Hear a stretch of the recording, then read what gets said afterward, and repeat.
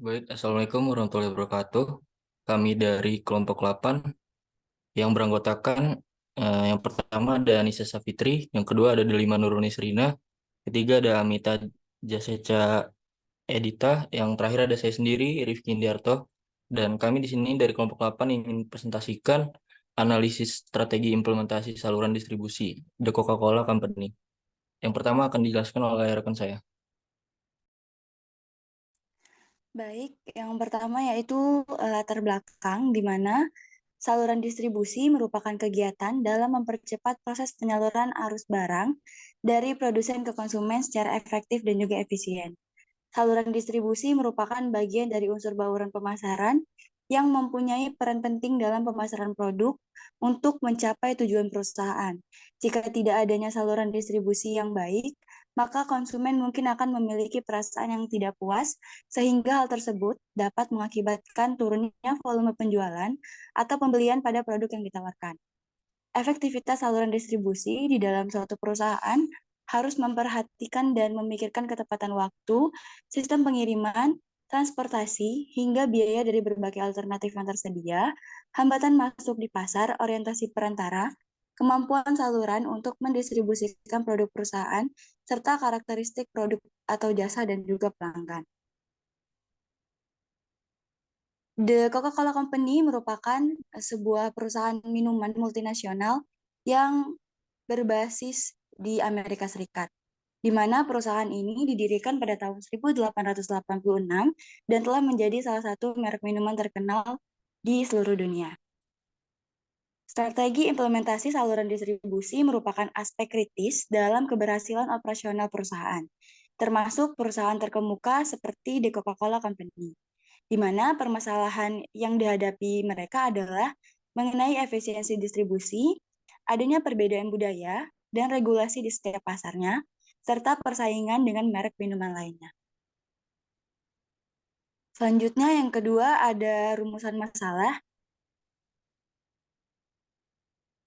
di mana dari latar belakang yang telah dijelaskan sebelumnya, dapat diketahui bahwa rumusan masalah yang pertama yaitu apakah implementasi saluran distribusi pada The Coca-Cola Company sudah terlaksana dengan baik, efektif, dan juga efisien.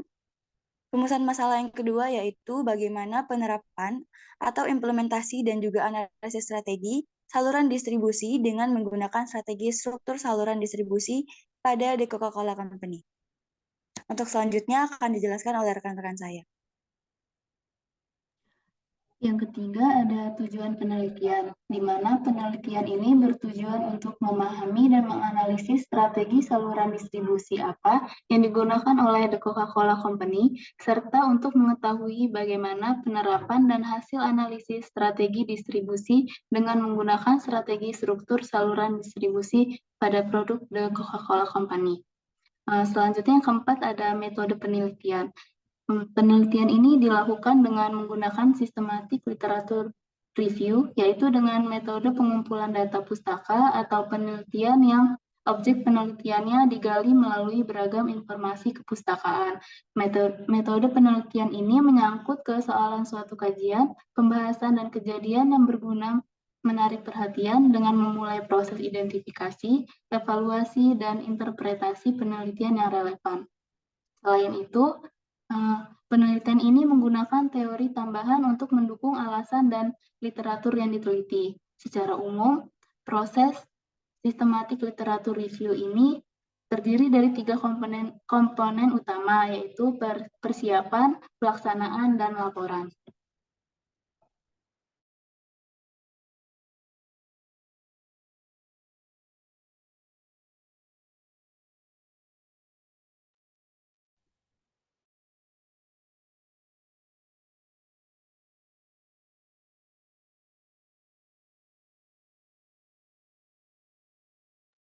Selanjutnya akan dijelaskan oleh rekan saya. Baik, yang kelima yaitu rincian kasus. Efisiensi distribusi perusahaan harus dapat memastikan ketersediaan produknya di berbagai daerah. Salah satu permasalahan yang mungkin dihadapi oleh The Coca-Cola Company adalah efisiensi distribusi. Mengingat cakupan global perusahaan ini, memastikan pengiriman produk yang tepat waktu dan efisien ke lokasi-lokasi penjualan di seluruh dunia bisa menjadi tantangan. Lalu kasus yang kedua yaitu perbedaan budaya dan regulasi di setiap pasar mempengaruhi strategi saluran distribusi. Selain permasalahan yang pertama tadi, yang mungkin dapat dihadapi oleh Coca-Cola Company yaitu karena The Coca-Cola Company beroperasi di berbagai negara dengan budaya, kebiasaan konsumsi, dan peraturan yang berbeda-beda. Hal ini dapat mempengaruhi strategi saluran distribusi yang perlu disesuaikan dengan kebutuhan setiap pasar. The Coca-Cola Company harus memahami preferensi lokal, menghadapi hambatan regulasi, dan bekerja sama dengan mitra lokal untuk memastikan produk mereka diterima dengan baik oleh konsumen. Lalu, rincian kasus yang terakhir yaitu persaingan dengan merek minuman lainnya. Selanjutnya yaitu yang keenam ada penyelesaian kasus dari permasalahan The Coca-Cola Company. Yang pertama ada mengadopsi strategi saluran penjualan yang luas dan beragam, berbagai saluran distribusi. The Coca-Cola Company menggunakan strategi saluran distribusi yang luas dan terdiversifikasi. Perusahaan ini memanfaatkan berbagai saluran distribusi, termasuk grosir, eceran, serta saluran distribusi modern seperti supermarket dan juga toko swalayan. Dengan menggunakan berbagai saluran ini, Coca-Cola dapat menjangkau berbagai segmen pasar dan memastikan ketersediaan produk mereka di tempat-tempat yang berbeda. Lalu yang kedua yaitu bekerja sama dengan mitra distribusi lokal dan memanfaatkan infrastruktur logistik. The Coca-Cola Company juga menggunakan strategi distribusi global. Perusahaan ini memiliki jaringan distribusi yang luas di berbagai negara di seluruh dunia. Mereka bekerja sama dengan mitra distribusi lokal dan memanfaatkan infrastruktur logistik yang ada untuk memastikan produk mereka dapat dikirim dengan cepat ke berbagai tempat. Strategi distribusi global ini memungkinkan The Coca-Cola Company untuk memanfaatkan peluang pasar di seluruh dunia dan memenuhi permintaan konsumen di berbagai negara. Lalu yang ketiga itu sistem manajemen rantai pasokan canggih untuk melacak pengiriman produk secara real time. The Coca-Cola Company juga menggunakan teknologi sebagai bagian dari strategi distribusinya. Mereka menggunakan sistem manajemen rantai pasokan yang canggih untuk mengawasi dan mengelola persediaan mereka. Dengan menggunakan teknologi ini, The Coca-Cola Company dapat melakukan perencanaan persediaan yang lebih baik, memprediksi permintaan pelanggan, dan mengoptimalkan pengiriman produk. Selain itu,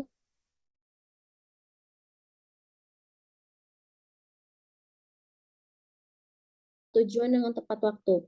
Lalu yang keempat yaitu berkomitmen untuk mengurangi dampak lingkungan dari operasi distribusi. Dalam mengimplementasikan strategi distribusi mereka, The Coca-Cola Company juga sangat memperhatikan keberlanjutan dan tanggung jawab sosial perusahaan. Mereka berkomitmen untuk mengurangi dampak lingkungan dari operasi distribusi mereka. Salah satu contohnya yaitu penggunaan kendaraan ramah lingkungan seperti truk listrik atau truk dengan emisi rendah untuk mengurangi jejak karbon mereka. Selain itu, mereka juga berinvestasi dalam infrastruktur daur ulang untuk mengurangi limbah kemasan dan meningkatkan penggunaan bahan daur ulang. Yang terakhir yaitu melatih dan mengembangkan distributor dan personal terkait manajemen saluran distribusi. Pelatihan dan pengembangan juga menjadi faktor penting dalam strategi implementasi saluran distribusi. The Coca-Cola Company perlu melatih dan mengembangkan distributor dan personel terkait dalam hal manajemen saluran distribusi, pengetahuan produk, serta keterampilan dalam memberikan pelayanan yang baik kepada pelanggan. Dengan memberikan pelatihan yang tepat, The Coca-Cola Company dapat memastikan bahwa distributor dan personel terkait memiliki pengetahuan dan keterampilan yang diperlukan untuk menjalankan saluran distribusi dengan efektivitas. Baik, selanjutnya akan dijelaskan oleh rekan saya. Baik, yang terakhir ada kesimpulan. Jadi kesimpulan dari presentasi kami yaitu The Coca-Cola Company memiliki strategi implementasi saluran distribusi yang komprehensif dan beragam, menggabungkan berbagai saluran distribusi, teknologi, inovasi, dan komitmen terhadap berkelanjutan. Dengan strategi tersebut, perusahaan dapat memastikan ketersediaan produk mereka di pasar global dan dapat terus mempertahankan posisinya sebagai salah satu merek minuman terkenal dan diakui di seluruh dunia. Mungkin sekian presentasi dari kelompok kami. Apabila ada salah kata kami mohon maaf. Kami akhiri wabillahi taufiq wal hidayah. Wassalamualaikum warahmatullahi wabarakatuh.